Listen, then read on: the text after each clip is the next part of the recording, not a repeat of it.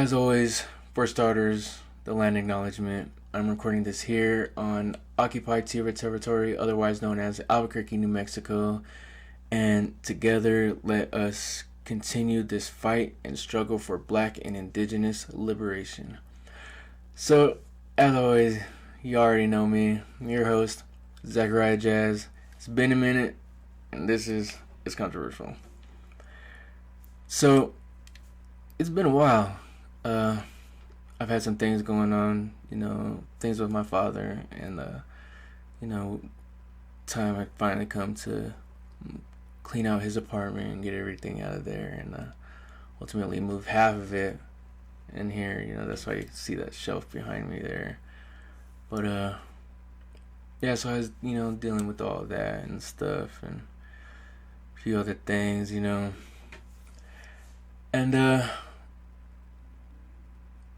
like usual, when it's been a while since I've uploaded anything, a lot is going on, or rather,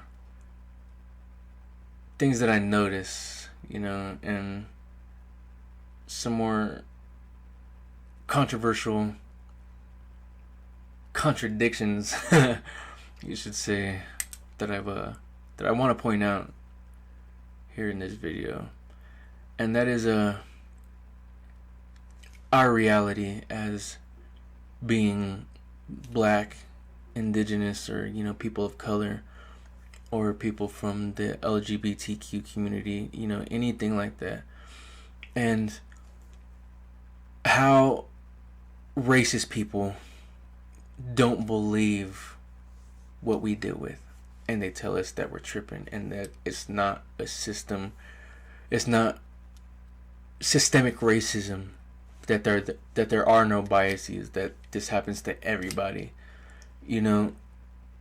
versus the crazy shit that they believe, like QAnon and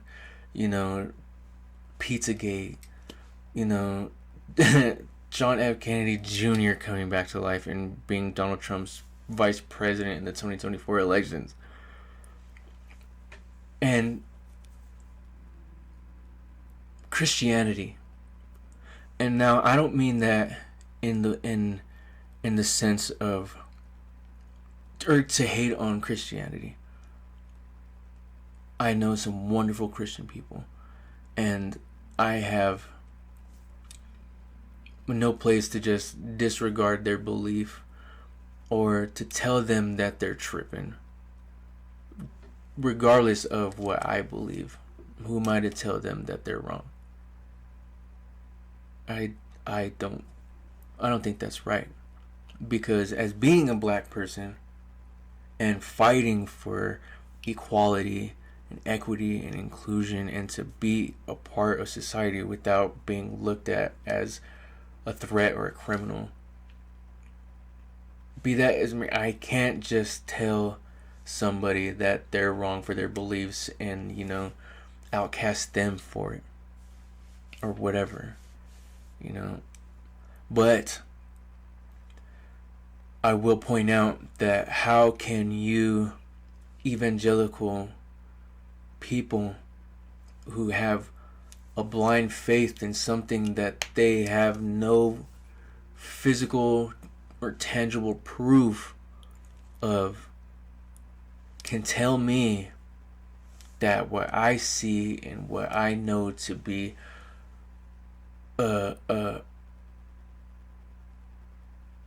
systemic problem, that what I know to be biases against Black people isn't real, that's not what is exactly going on.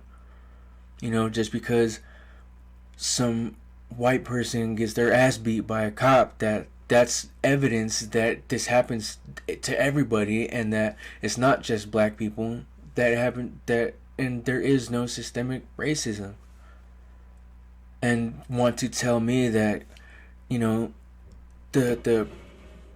that how can you even say there's systemic racism when Black people kill Black people more often than anybody else kill Black people? Like, in the world. Whatever, whatever they like to say. And don't even understand why that is. So we're gonna run through some contrasting comparisons that I found, and I'm even going to link to a video that I made after the killing of Daunte Wright. And how it's just undeniable. So I'm going to start with by pointing out that one case from 2019 of I believe he was a Cuban or maybe a Puerto Rican migrant truck driver whose brakes went out on his truck, on his freight truck, and he lost control of that truck and ultimately killed 4 people as a result of what happened to his truck, and how that, or why he got 110 years versus a 17-year-old white boy who was drinking and driving, did only like 100 and some days in jail and got 10 years probation and killed 4 people. But what he did was his own stupid decisions, and he was illegally,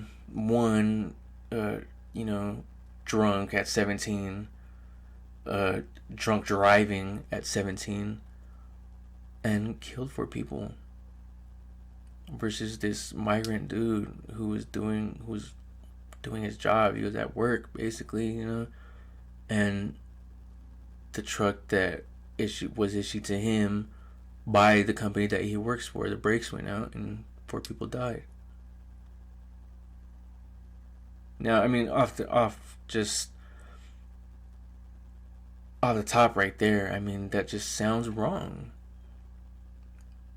Because, I mean, in my own opinion, this company who this man works for should be responsible for checking that truck and making sure it's operational and that nothing is going to happen to it to that would lead to something like this happening. If anything, they should be responsible for the 4 people that died, not this man who was only doing his job. And there's a lot of backlog of shipments across the country, and when this trial finished and he got sentenced, a lot of truck drivers went on strike in support of him. I've seen videos on Instagram of Walmart's empty. Like, I mean, not even a people, like, when COVID started, I guess Walmarts are pretty full. Everybody's buying up all the toilet paper, but the shelves, the produce and everything, this lady was just trying to go grocery shopping and there was nothing on the shelves. And that's because of the backlog and because some thousands of truck drivers went on strike. And now, if that isn't worker solidarity, then I don't know what is, and you can't give me a better example of it. Especially in what they do. Now I can understand, IATSE or, a movie industry. It's not going to affect everybody as substantially as truck drivers not delivering their freight. Everybody's going to feel that shit almost instantly. Because they're going to watch every time they go to the store to pick up like one item. Every time they go, they're going to see the shelves getting emptier and emptier and emptier. It's like a hamster's water bottle, as they drink it over time, just clicking that little bottle and that bottle gets emptier and emptier. So I have a video clip I want to show you that will better explain the differences and contrast of these two cases. Maybe a minute long, but here it is.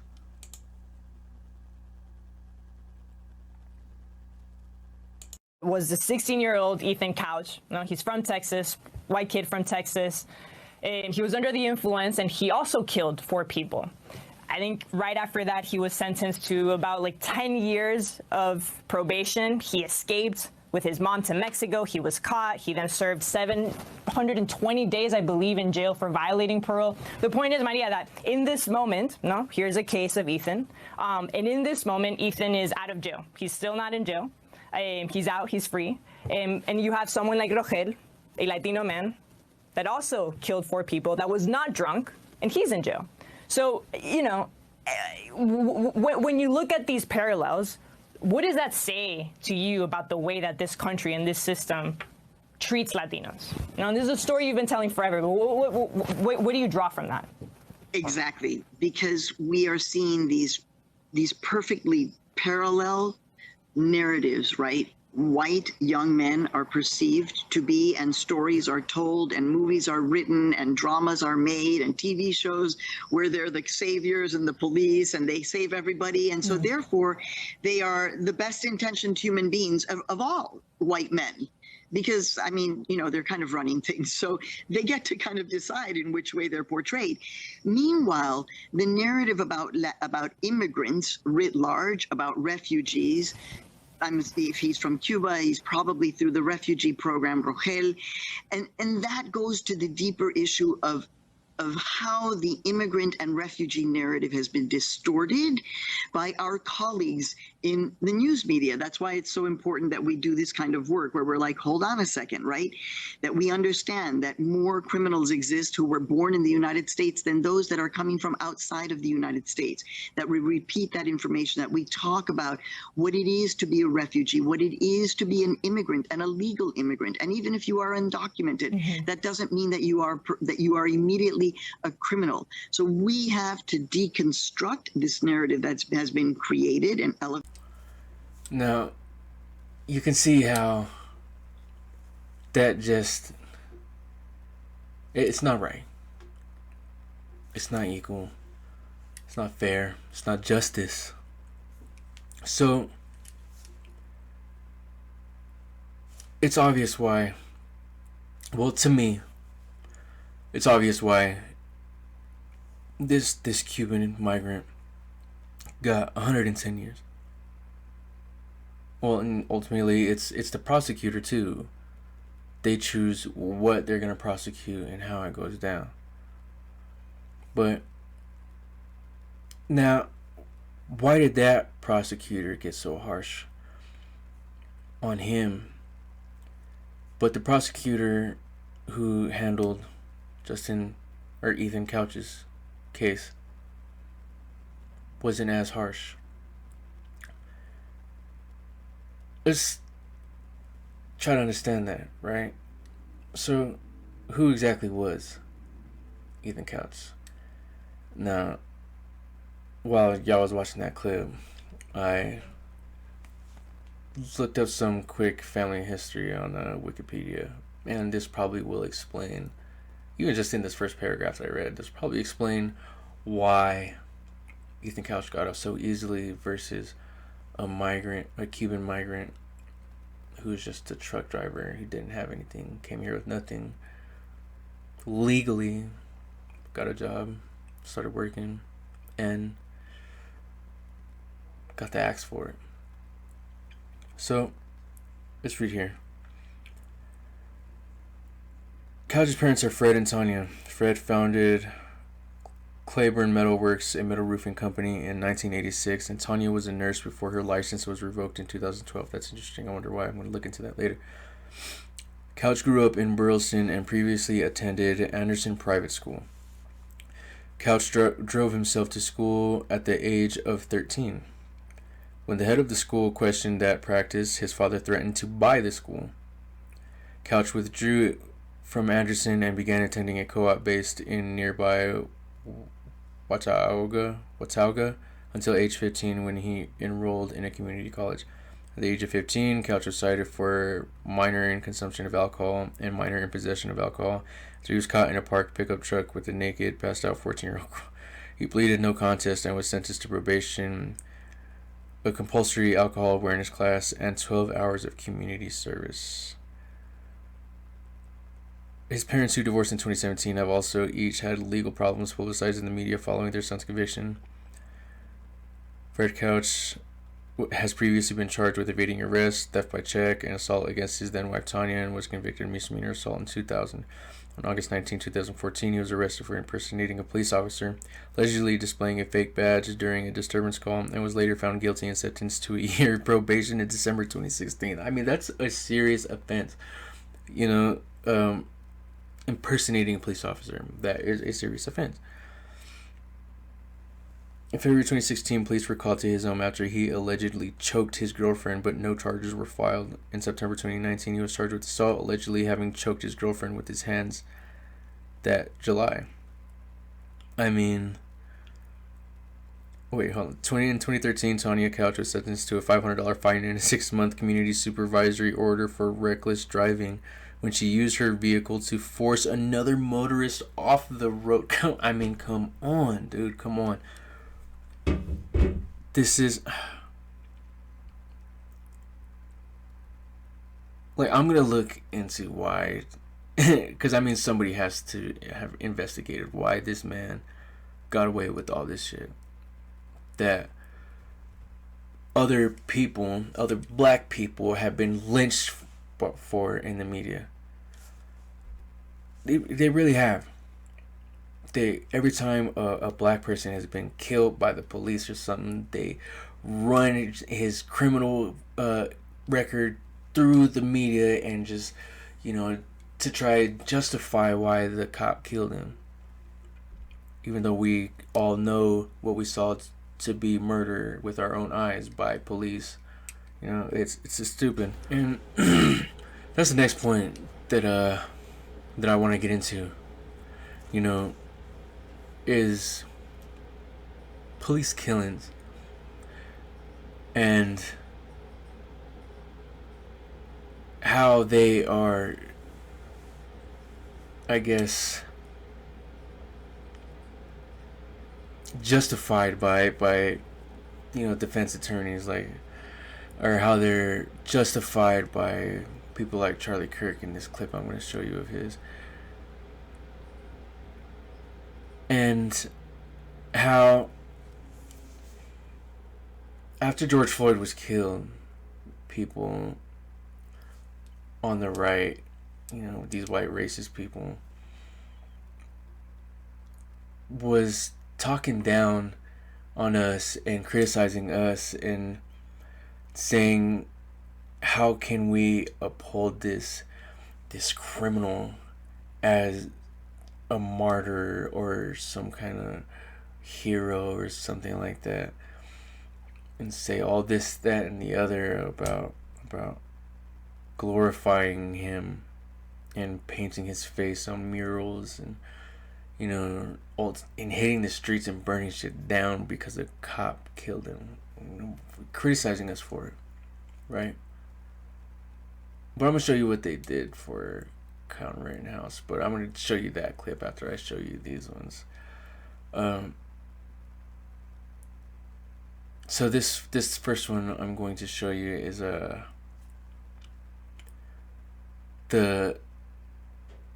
of the closing statements of the prosecution in Daunte Wright's case, and the defense attorney's a part of his closing statement.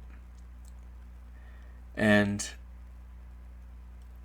I'm gonna show you a couple more clips after that, and some biases that I feel are all too prevalent and obnoxious to ignore. So here we go.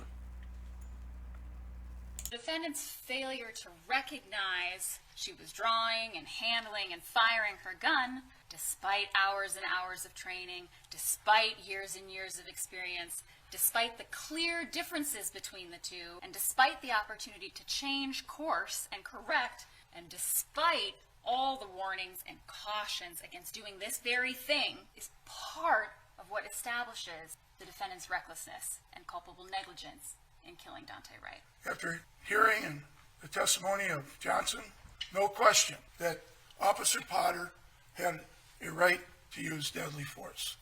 Even though she didn't know she was using it, she had a right to, and that's what the law is.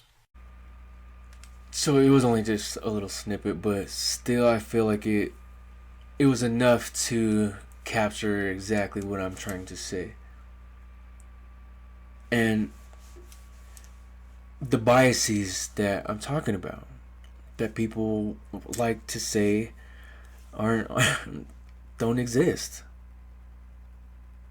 What right did she have to kill him, even though that she supposedly, allegedly, whatever? I always never know which context to use those words, but that she didn't even know, according to him, that she was doing, that she had a deadly force that she didn't know that she had the right to do over a traffic stop, over something hanging in his mirror, or expired tags, whatever the case may have been, that she felt the need to kill him. So now I'm going to show you how biases work in action.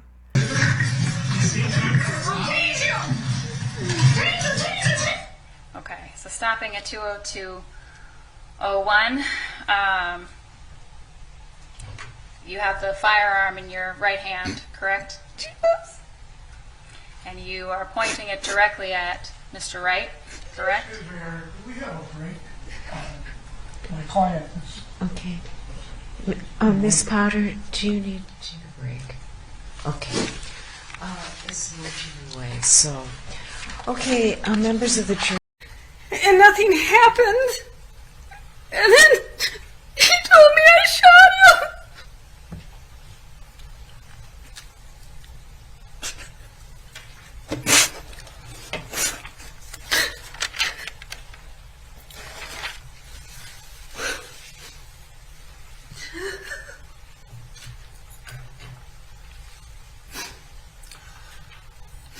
I was cornered from in front of me with Mr. Zeminski, and there were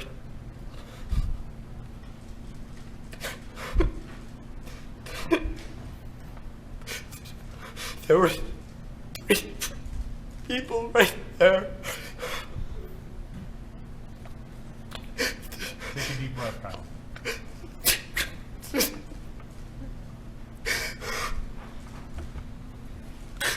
That's what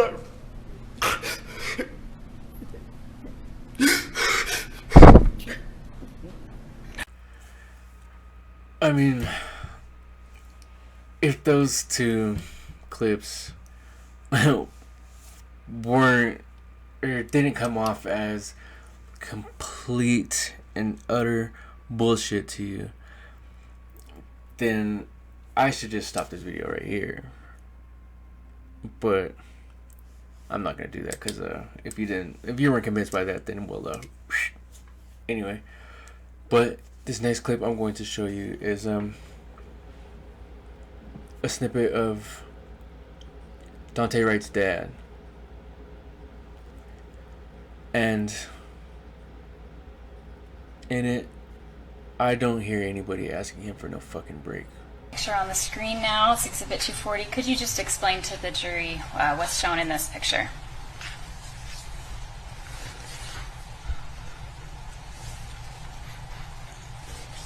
Take a minute if you need one.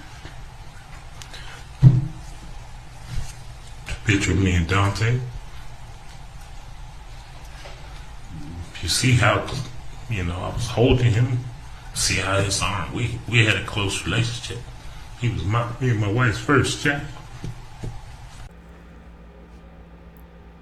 That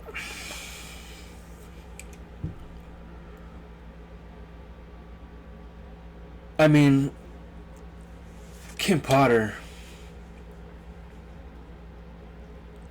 spent how many years training to know the difference between a gun and a taser? How many years?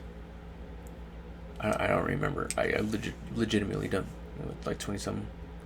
She said she was like a mentor or trainer to new officers for 12 some years. She knew what she was doing. I just showed you her fake ass tears. Oh, but the judge is gonna soft talk her after her, defense attorney makes a suggestion for a break. The judge, oh, Miss Potter, do you need a break? Oh, I know it's hard to talk about. No, the fuck it ain't. I ain't buying that shit for a fucking second. I ain't giving her no bit of compassion. I don't give a fuck if I think she was. No, I mean, and then to not ask this father if he needed a break during the trial of his wife's or his son's killer. The trauma for the whole world to see a picture on a screen and having to feel that in front of everybody. Vulnerable, with millions of parents watching, me included.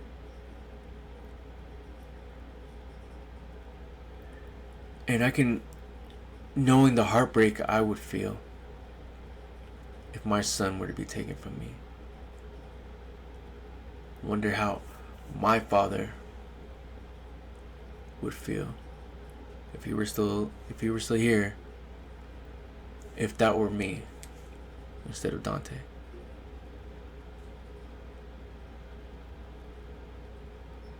That could be any one of us on any given day. And it has been more and more and more, and people keep telling us that this shit don't exist. How you couldn't be more wrong. You really fucking couldn't. So what I'm going to show you next is that clip of Charlie Kirk that I was talking about. And these facts that he thinks that he has and he knows because of some reporting of a online news company outlet, whatever you want to call it, that would write something to fit a narrative that he could believe, right? And how he deliberately only shows pieces of the body cam footage that he wants his followers to see, while saying, if you watch the whole clip, knowing damn well they're not going to go back and watch the whole clip to get the entire context. They won't. And for anybody who's watching this right now, I shouldn't have to show you the full clip, because I'm sure you've seen it a dozen times over like I have. But here's Charlie punk ass Kirk, and listen to the stupid shit he's got to say. Sorry. Draw any conclusion that you see fit, but you are going to find by the end of this video that there are lots of pieces of information that have been withheld from you. So there are 5 big lies around the death of George Floyd. Number 1, the biggest lie is that this was purely and simply a racially motivated incident. The narrative that a majority of Americans have been led to believe is that George Floyd was an innocent man walking the street, and white police officers decided to pull over their car and target him for no reason. The first question we should ask is, how did George Floyd get in an altercation with the police officers in the first place? I am reading from a terrific website, unwokenarrative.com, and a lot of the research and the evidence and the facts that I will be sharing with you are from this article and the work they have done, the truth about George Floyd's death. George Floyd was suspected of using counterfeit currency and counterfeit bills at a local store in his neighborhood. Two officers, Lane and Kung, were informed that a man in a blue Mercedes-Benz was parked in front of Cup Foods using fake bills. When police officers approached the vehicle, Floyd was shoving counterfeit bills into the side of his seat. Now, just to give you a little bit of a frame of reference, these police officers had perfectly pleasant interactions with other black people surrounding the arrest of George Floyd. Play tape. But still, when officers say get out of the car, is he drunk? Is he on something? Oh, he got a thing going on. I'm telling you what about does the that police. We have problems all the time when they come, especially when that man stood that gun like that. It's been one. So as you can see there, the police officers had a perfectly pleasant and cordial conversation with other black people right near the scene of the arrest. George Floyd left the vehicle after being asked by police officers and began resisting arrest.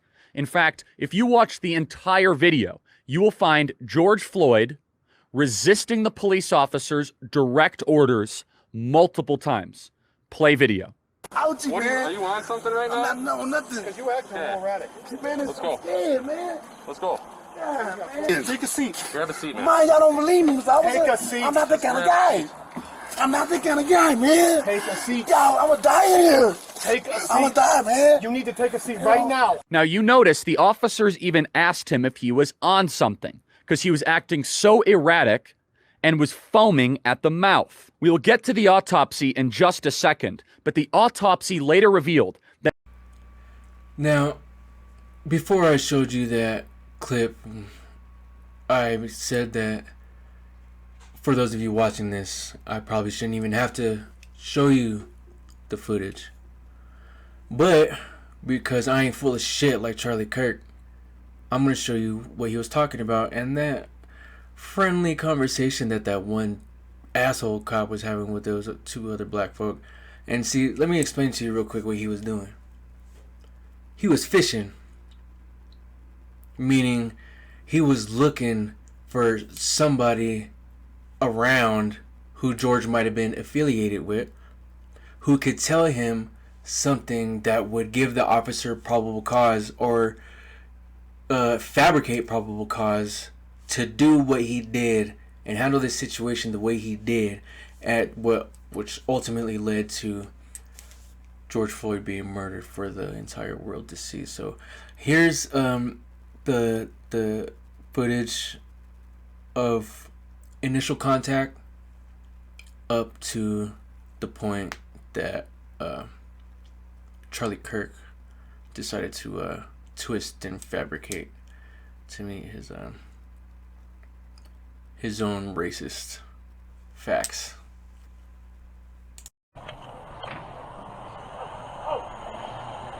I see your hands.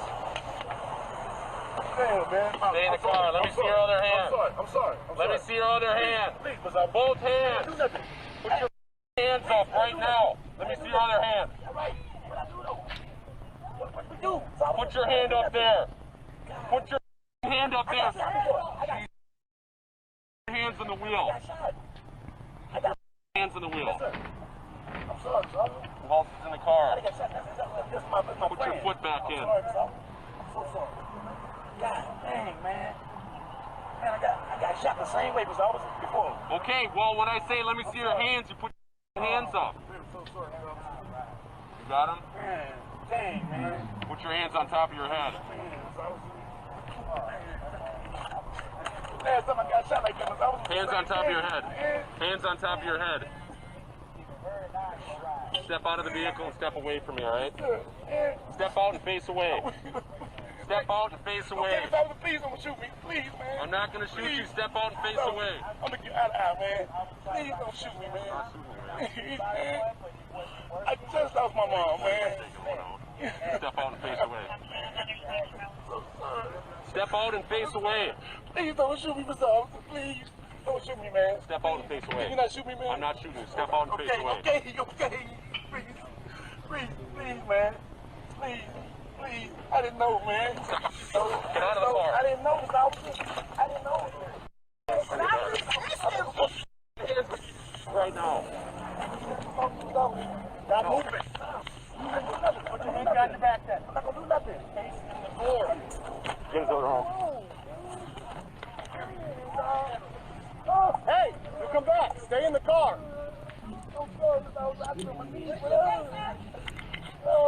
Stop resisting, man. Yes, you are.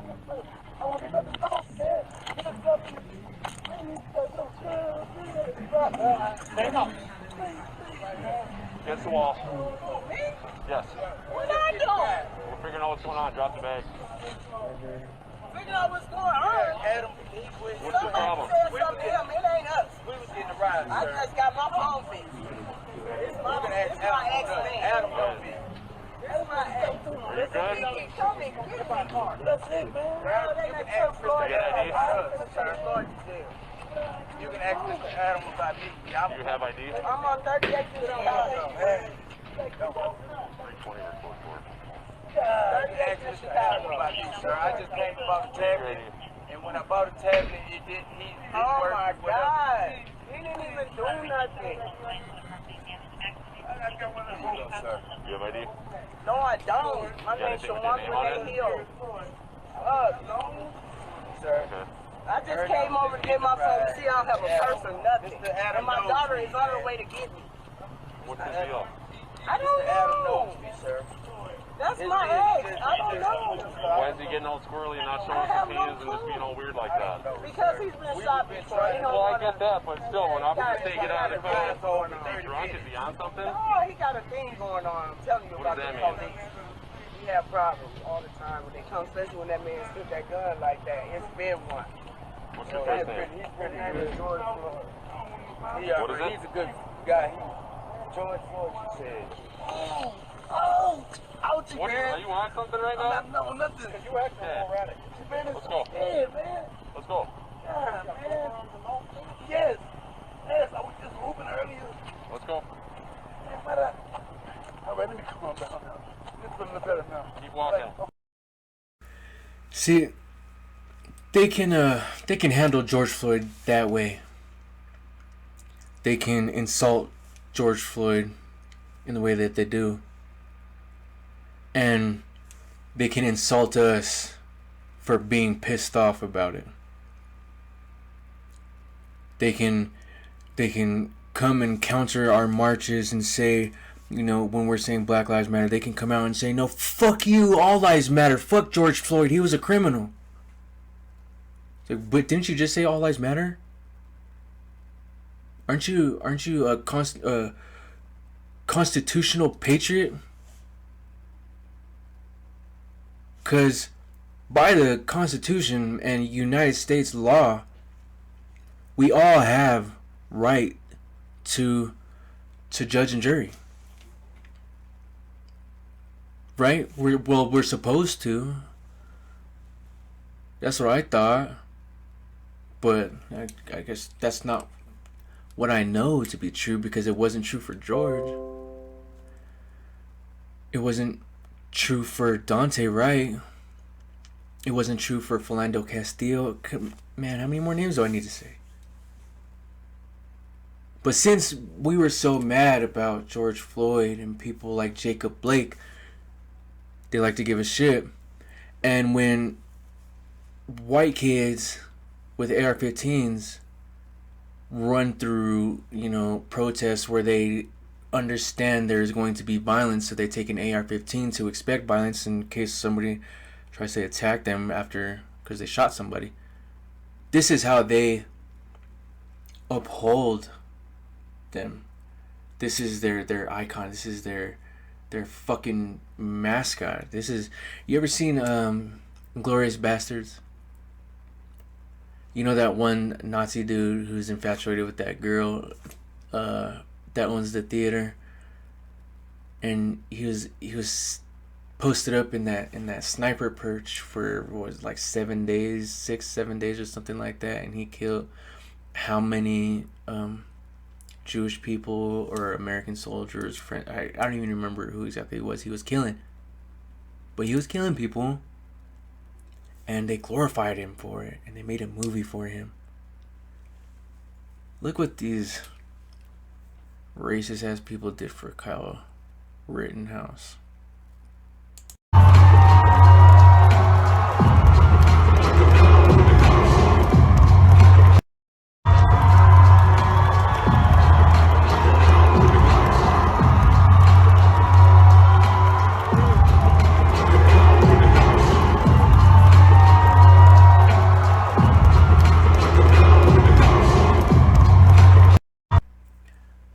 Now, after all that I've showed you thus far, if that doesn't convince you, then I have a couple more things that will.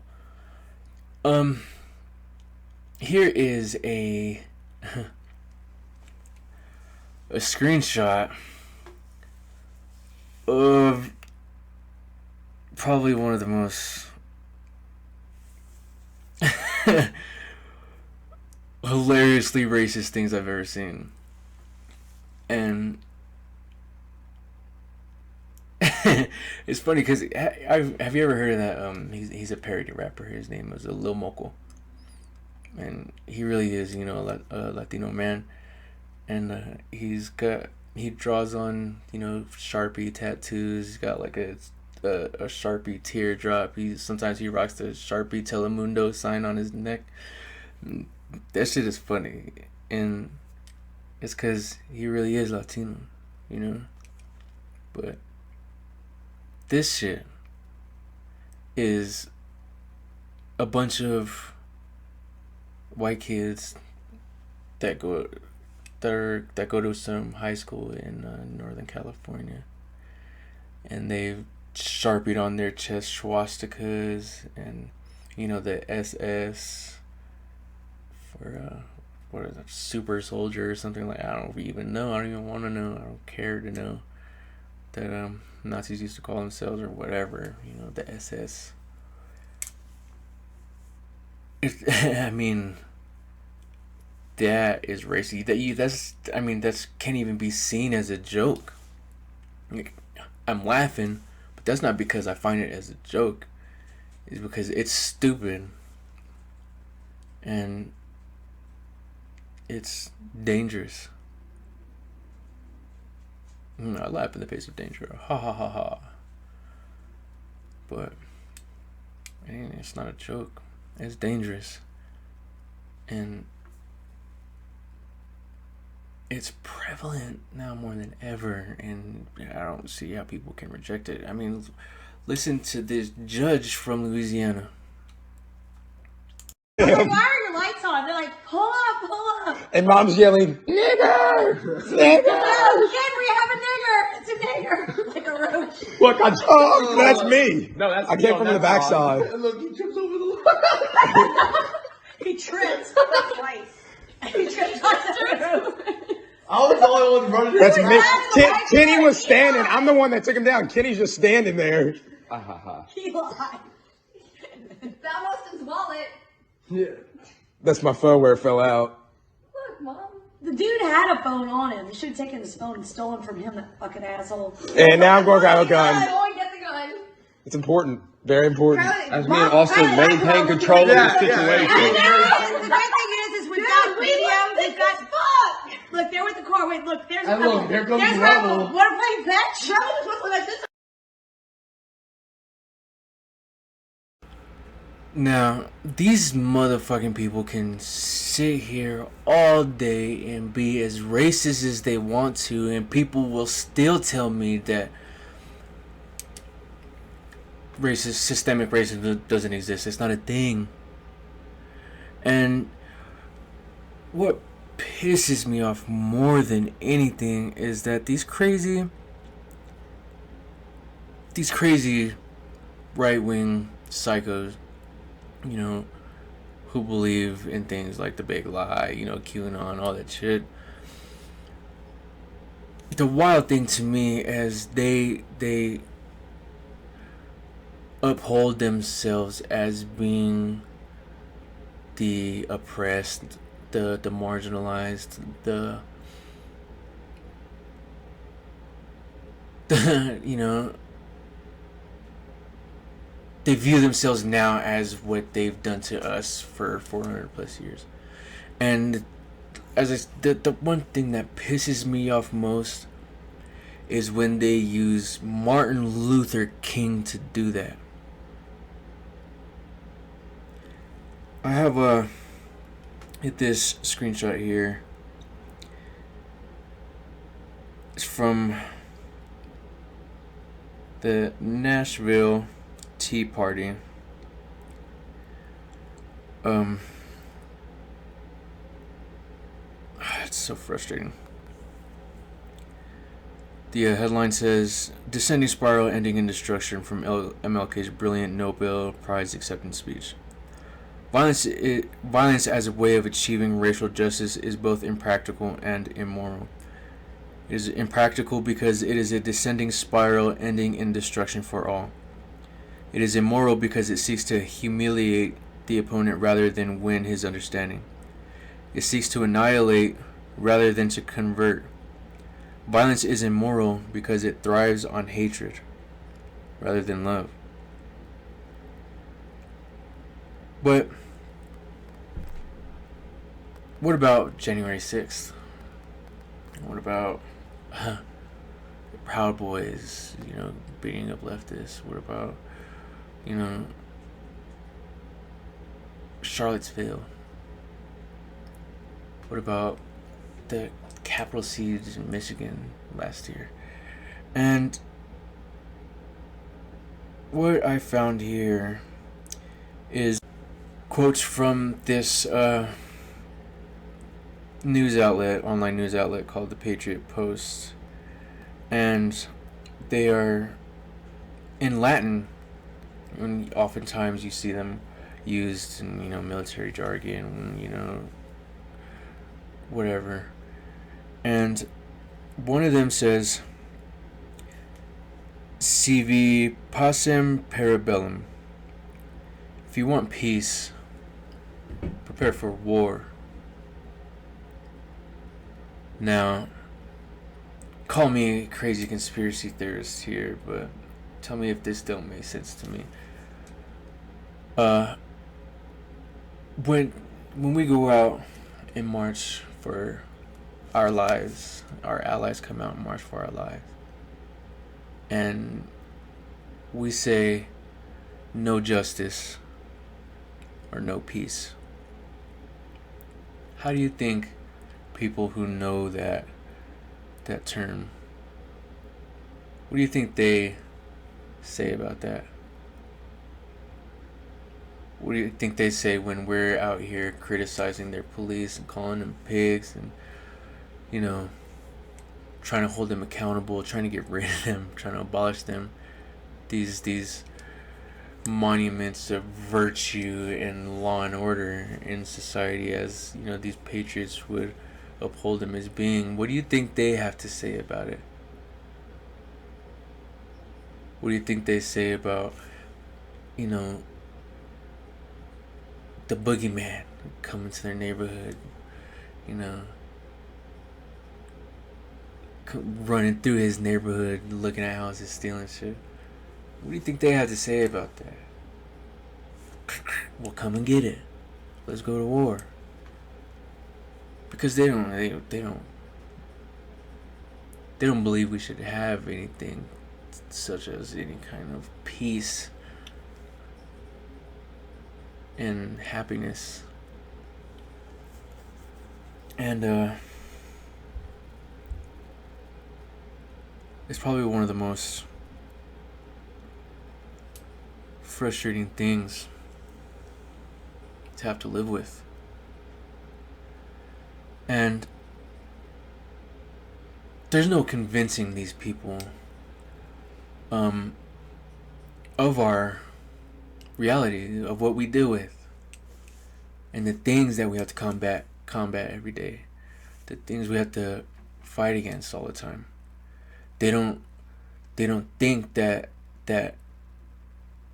me in a public area watching my surroundings and observing how many people around me can at any moment call the police on me and get me killed is necessary. They don't believe that because they don't believe that it's real. I mean, even a liberal Democrat is quick to call the cops on me if I step out of line and get me killed. But no, the conservative don't believe that. That's ludicrous to them. But they'll believe something like a stolen election that was, proven to be false in over 61 court cases. They will believe crazy things like this that I'm about to show you. And I just found these on Wikipedia. So these are QAnon's first predictions. It's Wikipedia. That's all it took. I didn't go on some deep dive for this because I could do that, but I'll save that for another day and another project. So QAnon's first prediction was that Hillary Clinton was about to be arrested and would attempt to flee the country. The prediction failed. Other predictions include the storm would take place on November 3rd, 2017. There were no notable events in U.S. politics on that day. A major event involving the Department of Defense would take place on February 1st, 2018. No significant event involving the department happened that day. People targeted by the president would commit suicide en masse on February 10th, 2018. No prominent people committed suicide that day. That's almost like a Death Note. You ever seen that anime? It turned into a live-action movie on Netflix. There would be a car bombing in London around February 16, 2018. There was no bombing. A smoking gun video of Hillary Clinton would emerge in March 2018. No video appeared. Something major would happen in Chongqing on April 10, 2018. Nothing notable happened in that day. I don't know how to pronounce that word, so I'm not going to pretend to try. There would be a bombshell revelation about North Korea in May 2018. There were no notable developments, although Trump did go to North Korea and shake Kim Jong-un's hand himself, the first president to ever cross onto North Korean land. The storm would take place on January 20th, 2021, the day of Biden's inauguration. No coup took place and Biden was peacefully inaugurated, with the exception of January 6th that wasn't so peaceful. The Trump military parade would never be forgotten. The parade was canceled. The Five Eyes, I don't know what that is, won't be around much longer. The Five Eyes still exist as of October 2021. Multiple failed predictions that John McCain would resign from the U.S. Senate. McCain remained in the Senate until his death in August 2018. Multiple failed predictions that Mark Zuckerberg would leave Facebook and flee the United States. Zuckerberg remains CEO of Facebook and actually just right now developing Metaverse, whatever the hell that is, like some virtual headspace for people to live, to ignore the dying planet around them and dying black people and other marginalized communities by the police and state violence. Anyway, multiple failed predictions that Twitter CEO Jack Dorsey would be forced to resign next in the context of prediction of Mark Zuckerberg's resignation. Dorsey remained CEO of Twitter until November 2021 when he was replaced by Parag Agrawal. And actually he was just banned from Twitter by some new dude in charge. Multiple failed predictions of Pope Francis. Multiple predictions that something big would happen. Multiple failed predictions that Donald Trump would be re-inaugurated on January 20th, 2021, despite losing the election. Joe Biden was, yeah. What was the funny one?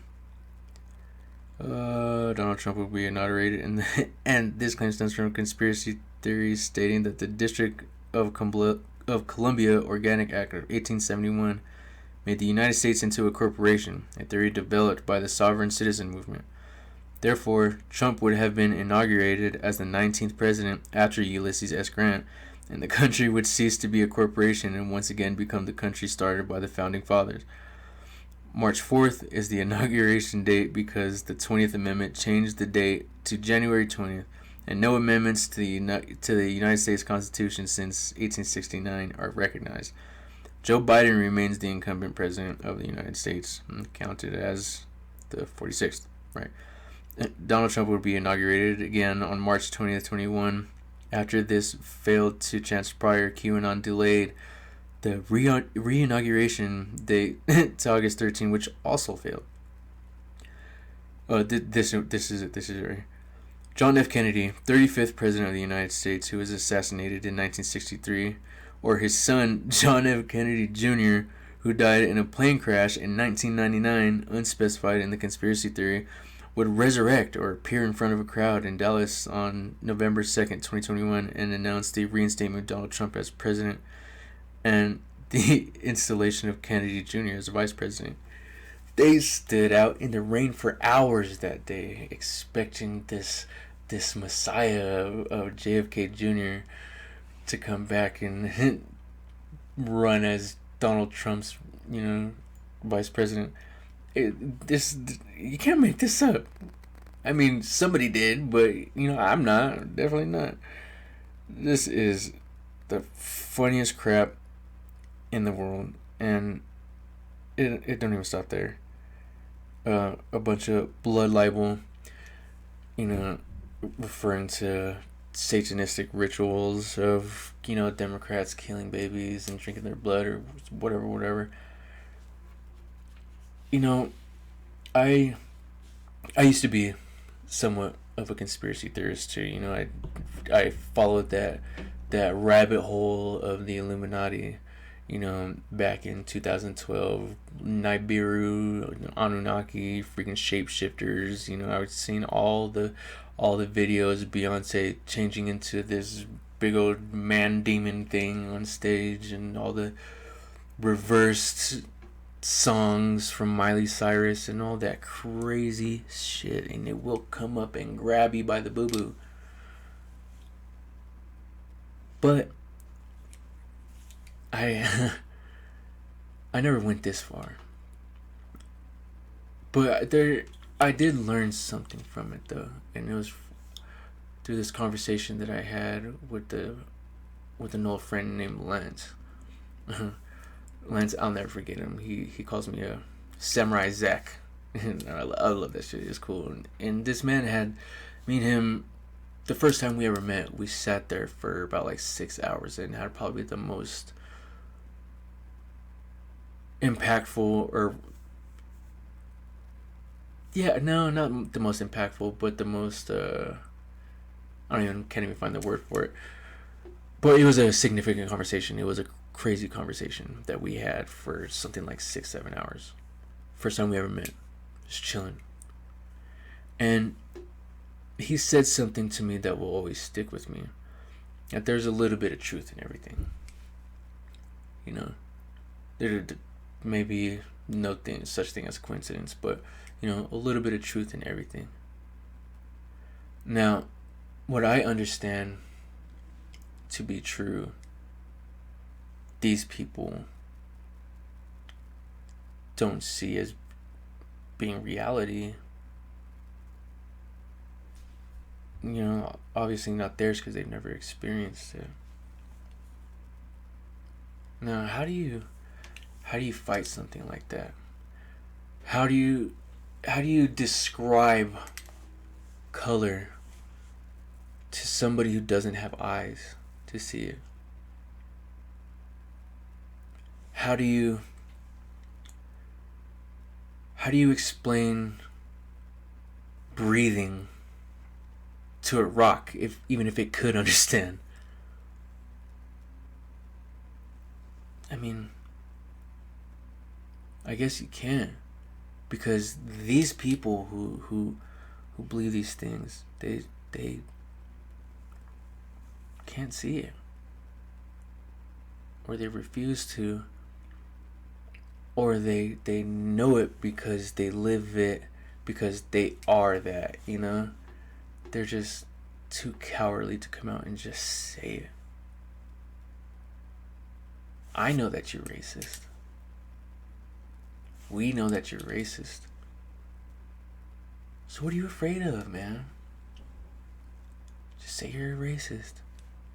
It's okay. I accepted that a long time ago.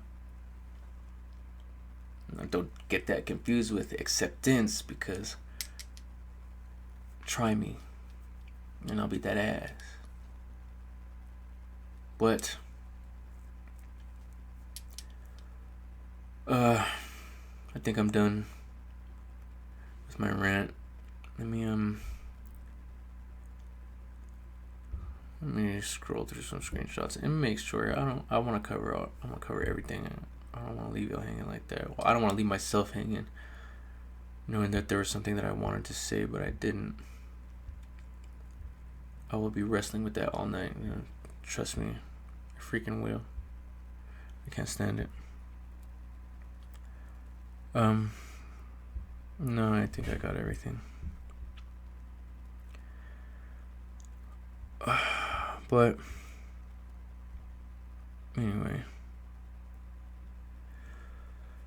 I have oh, sorry, one more thing, just for shits and giggles. Here is a screenshot of Donald Dumbass Trump and something he said back in 2019. I'll go ahead and leave it hanging at the end of this video, and you can take the time to read it for yourselves. I won't read it out loud because I want to end this video.